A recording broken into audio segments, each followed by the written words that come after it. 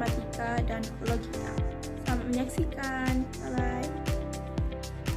Jujun Suparjan Surya Sumantri menyebutkan bahasa sebagai serangkaian bunyi dan lambang yang membentuk makna. Dan dalam Kamus Besar Bahasa Indonesia diterangkan bahwa bahasa ialah sistem lambang bunyi yang arbitrer yang dipergunakan oleh para anggota suatu masyarakat untuk bekerja sama, berinteraksi, dan mengidentifikasi diri.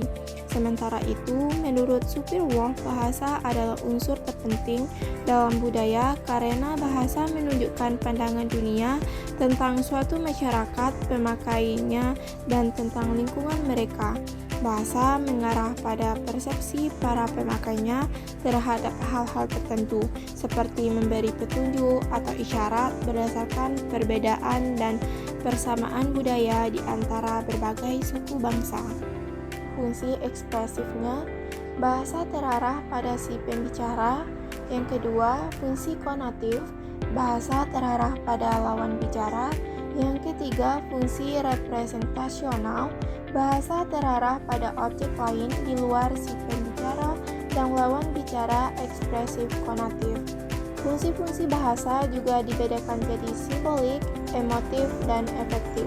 Fungsi simbolik menonjol dalam komunikasi ilmiah, sedangkan fungsi efektif menonjol dalam komunikasi estetik. Berpikir merupakan kegiatan akal untuk memperoleh pengetahuan yang benar, serta menggabungkan induksi dan deduksi. Induksi adalah cara berpikir yang di dalamnya kesimpulan yang bersifat umum ditarik dari pernyataan-pernyataan atau kasus-kasus yang bersifat khusus. Deduksi ialah cara berpikir yang di dalamnya kesimpulan yang bersifat khusus ditarik dari pernyataan-pernyataan yang bersifat umum. Bahasa membantu ilmuwan berpikir ilmiah, yaitu berpikir induksi, induktif, dan deduktif. Dengan perkataan lain, bahasa menjadi alat baginya untuk menarik kesimpulan-kesimpulan induktif maupun deduktif. Bahasa memungkinkan ilmuwan melaksanakan silogisme dan menarik kesimpulan atau pengetahuan ilmiah. Menurut Surya Mantri, matematika adalah bahasa yang berusaha untuk menghilangkan sifat kubur, majemuk, dan emosional dari bahasa verbal. Matematika sebagai sarana berpikir deduktif menggunakan bahasa artifisial, yakni murni bahasa buatan manusia. Keistimewaan bahasa ini adalah terbebas dari aspek emotif dan efektif serta jelas terlihat bentuk hubungannya. Matematika lebih mementingkan kelogisan pernyataan-pernyataan yang mempunyai sifat yang jelas. Logika berasal dari kata Yunani kuno, yaitu logos, yang berarti hasil pertimbangan akal, pikiran yang diutarakan lewat kata dan dinyatakan dalam bahasa. Sebagai ilmu, logika disebut dengan logike episteme, atau Latin logika scientia, atau ilmu logika, ilmu pengetahuan yang mempelajari kecakapan untuk berpikir secara lurus, tepat, dan teratur. Logika dapat diartikan sebagai pengetahuan yang mempelajari asas, aturan, dan tata cara penalaran yang betul. Jadi, logika adalah ilmu pengetahuan yang mempelajari pikiran untuk berpikir lurus yang dinyatakan dalam bahasa dan tata cara penalaran yang baik.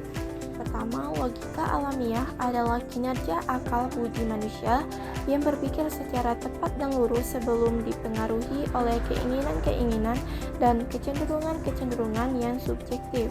Kemampuan logika alamiah manusia ada sejak lahir.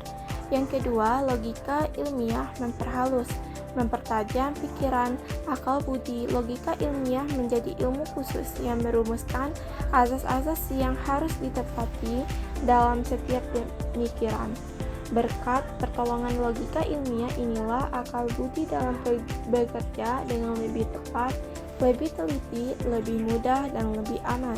Logika ilmiah dimaksud untuk menghindarkan kesesatan atau paling tidak dikurangi.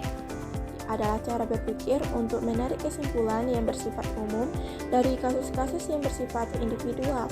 Yang kedua, deduksi adalah cara berpikir dari pernyataan yang bersifat umum menuju ke kesimpulan yang bersifat khusus. Dengan demikian, kegiatan berpikir yang berlawanan dengan induksi. Yang ketiga, cara berpikir analog adalah cara berpikir dengan cara membuktikan dengan hal yang serupa dan sudah diketahui sebelumnya. Di sini, penyimpulan dilakukan secara tidak langsung, tetapi dicari suatu media atau penghubung yang mempunyai persamaan dan keserupaan dengan apa yang akan dibuktikan. Sekian penjelasan dari saya. Terima kasih.